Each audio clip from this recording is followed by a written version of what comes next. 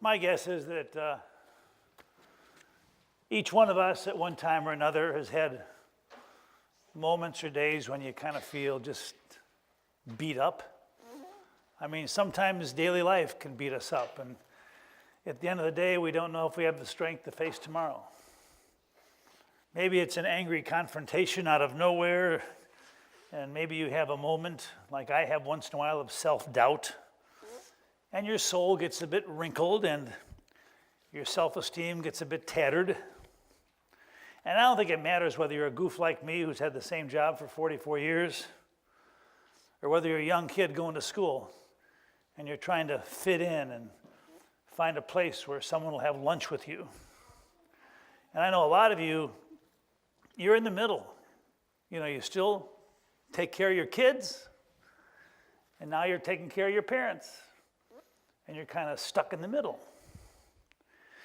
We all have our moments when you're thrown off track, and you kind of want to get back on the freight train of goodness and peace and compassion and gentleness.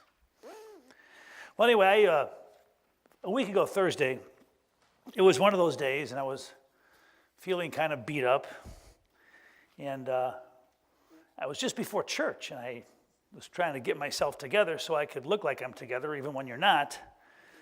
And after the service was over and everybody had left, I went into my office, and there were a couple pieces of mail that I had not opened, and I opened the piece of mail, and it was a letter from one of the college students in our church. And she had recently been here on a break and was actually spent some time in the narthex raising a little bit of money for something she believed in. And I read the letter in one sentence. It's a very simple sentence. It's not all that profound, but it's stuck in my craw. This is what she said. She said, "Pastor Don, our church makes me remember how much the little things in life really matter, and how all of us, even if we don't try to, can have an impact on somebody else's life." I just kept thinking about that. Our church helps me remember how important the little things in life can be. And you know, my guess is your daily life, like mine, is full of all kinds of so-called little things. I mean, some of you send your kids off to school in the morning. You go to work every day, and then you turn around and you come home. Maybe you bump into a stranger at Mariano's.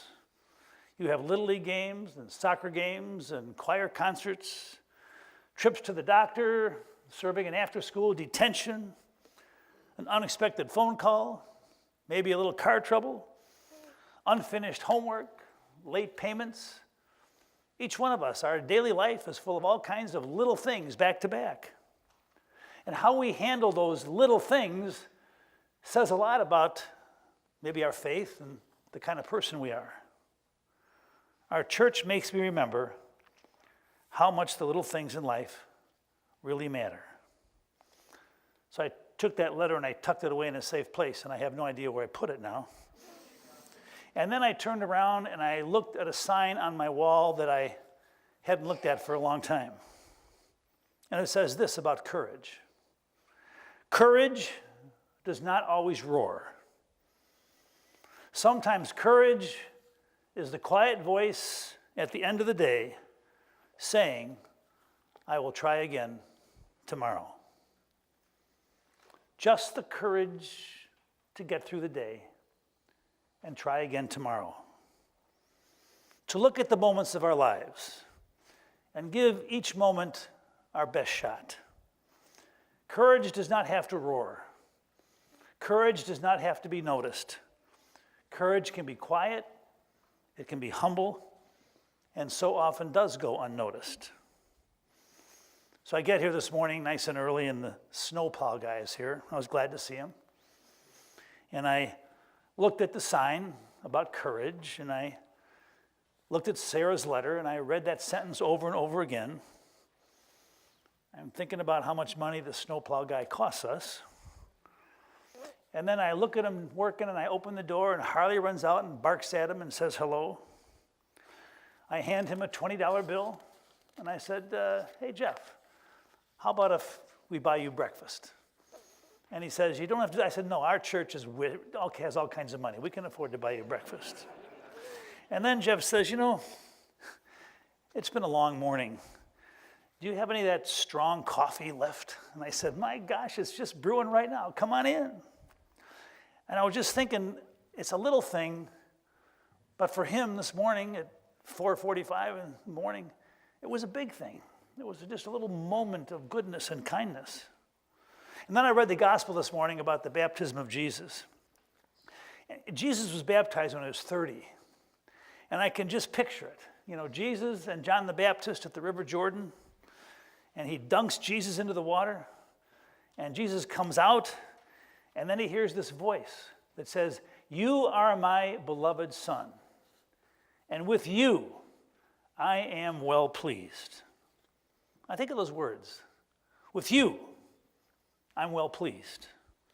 An affirmation, an acknowledgement. Jesus was 30 years old, and God only knows what went through Jesus' heart and soul for those first 30 years. He was probably wondering what kind of Messiah he would be. And then he hears the voice, Jesus, with you, I am well pleased. Empowerment. What an affirmation.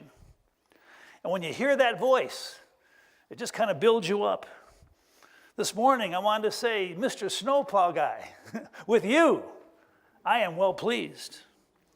I wanted to tell my daughter, I know you've had a tough week, but with you, I am well pleased. The lady at the cash register at the Jewel this week when I bought all my groceries and I had no money in my pocket when I was to check out. And she laughed and said, don't worry about it. And I wanted to say, Miss Cashier Lady, with you, I am well pleased. And then the gentle stranger holding the door when I tried to get out. I want to say, sir, with you, I am well pleased.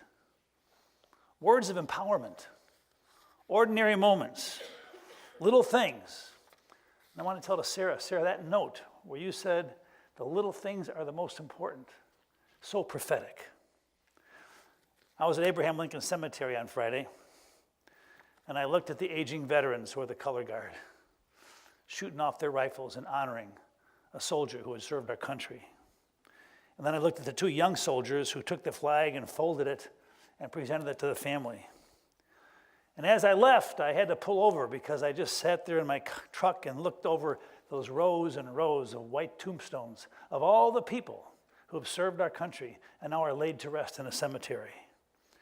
And I said a little prayer that maybe one day our nation will come together and we'll kind of rediscover the gentle power that we have when we bind together and are united. And I can just hear God saying, America, America, with you, I am well pleased. On my way home, I went to visit Karen's brother, Danny, who's now in kind of a nursing home setting. Developmentally disabled, yes.